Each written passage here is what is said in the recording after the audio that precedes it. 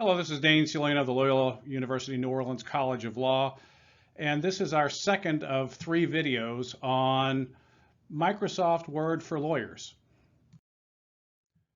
In our first video, we discussed generally why it's important for lawyers to be proficient, expert in Microsoft Word, and then we went on to discuss Word, basic functions of Word, including, most importantly, I'll say it again, styles. Now we're moving on to talk about creating a table of contents. And again, you've got to have looked at the first video in order to make sense out of this video. Why? Because you have to have a full understanding of styles before anything related to tables of contents will make any sense at all.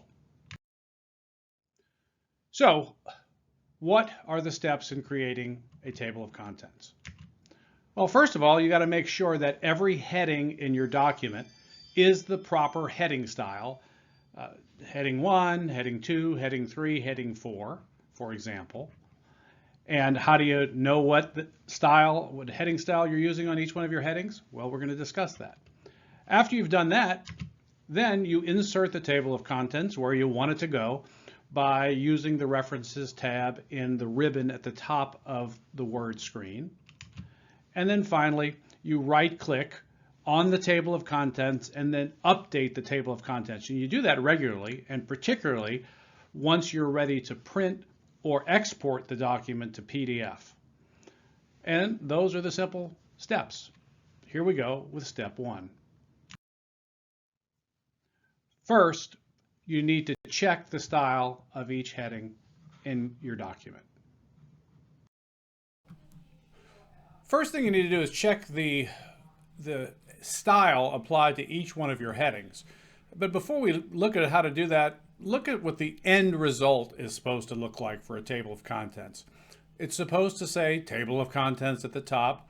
Then it's got the heading 1s here. Now notice this is a heading 1. It's got the heading 1s here, table of contents, table of authorities. Then the brief. Then it has the heading 2s as background. It's got the heading 3s as A and B within background, etc. So this is what it's supposed to look like when it's all done. So how do we get to that? Well, let's look at the right here, since we can see a heading 1, a heading 2, and a heading 3. How do we know that? Well, let's take a look at remember we learned how to view the document in outline format. This is the best way to do it. You could do it, as we've already talked about, in draft. Where's the view? You could do it in draft format and see the same thing, that it's heading 2, heading 3, heading 1. But it really, really lays out better if you use outline format, because then you can see, look, this is heading 1. This is the introductory paragraph after that. This is heading 2.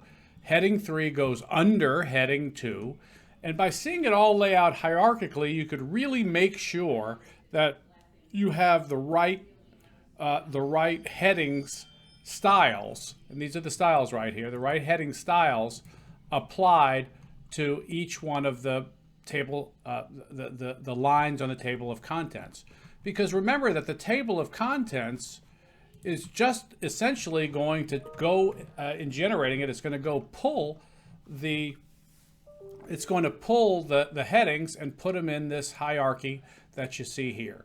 So it's not going to work if you don't have the right level headings and the right styles applied to the headings. So go check that before you do anything else.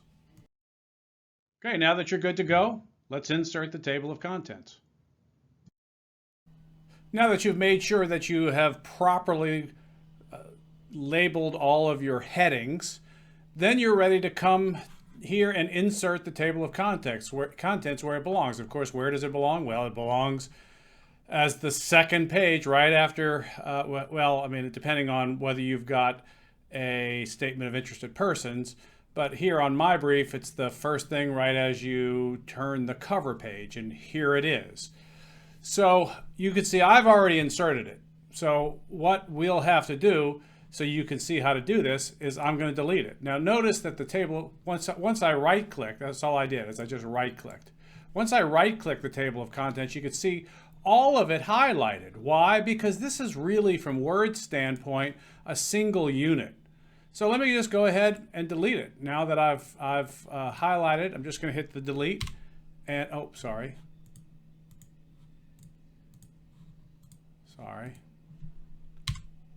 Well, no, I actually want to remove the table of contents. So to do that, I'm going to go to References, Table of Contents, Remove Table of Contents. Okay, and it's gone. It's gone. So now I want to insert a table of contents. Where do I do that? Well, you go to the References tab. The typical tab that you're usually on is Home. You just go over here to References, and the very first tab is Table of Contents. And they describe to you about how you do the table of contents, and so fairly straightforward there, right? But what you want to do is put your insertion point there and then put in a table of contents. And here is one. We're just going to use this one. And boom, there it is. Now, keep in mind that it has this, which I don't want because I've already got my own heading. So I will, I'm going to just leave it at that. And look what it did. It went in and it pulled everything. It pulled all the heading 1s and made them first tier heading 2s. It does everything automatically. There it is. It's done. How do we do it again? Let's go ahead and I'll remove the table of contents just so you can see how we did it.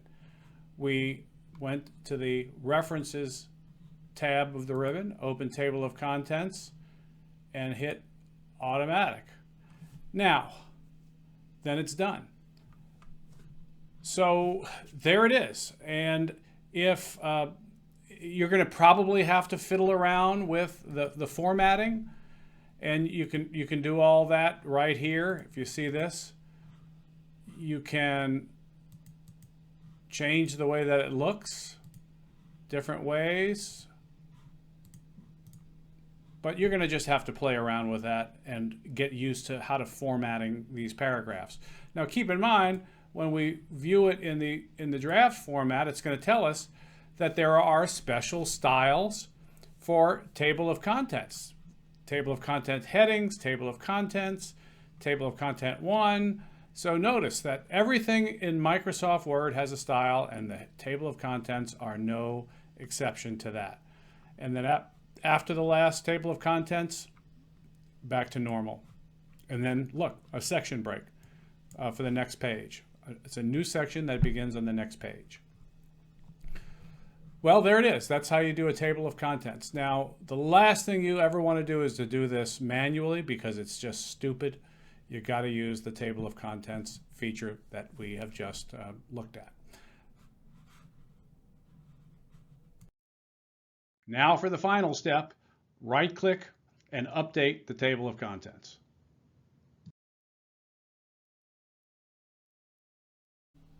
Last thing with regard to the table of contents. Now that you have prepared the table of contents, you have, again, properly formatted your headings, you have properly inserted it.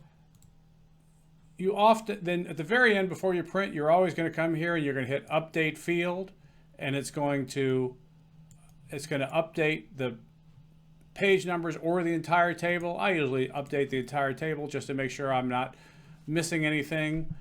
Here, look, this formatting is a little off. There's not a dot leader, so I'll come in here and just insert another